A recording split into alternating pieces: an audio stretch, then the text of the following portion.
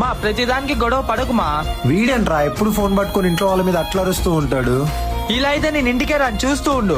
ఎందుకురా ఇంట్లో వాళ్ళ మీద అంతలా కోపడుతున్నావు? ఏం చెప్పమంటారా, చదువుకునే తప్పుడు డబ్బులు అడిగితే లేవన్నారు. ఇప్పుడు నేను కష్టపడి జాబ్కి వెళ్తుంటే నేను సంపాదించి నా డబ్బులు కూడా అడుగుతున్నారు. అసలు ఈ బాధలన్నీ ఎవరు భరిస్తారా చెప్పు. రేయ్, అమ్మా నాన్నలకి తెలుసురా, కొడుకు కేవలం సంపాదిస్తేనే ఇల్లు బాగుపడదు, సంపాదించిన ఆ డబ్బును దాచుకుంటేనే ఇల్లు నిలబడుతుంది. మనది మిడిల్ క్లాస్ ఫ్యామిలీ.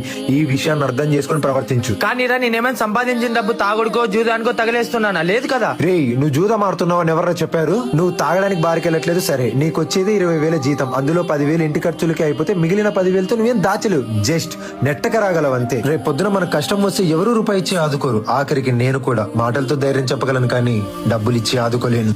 అందుకే మనకు కష్టం వచ్చినా సుఖం వచ్చినా మనతో ఉండేది మన కుటుంబం మాత్రమే.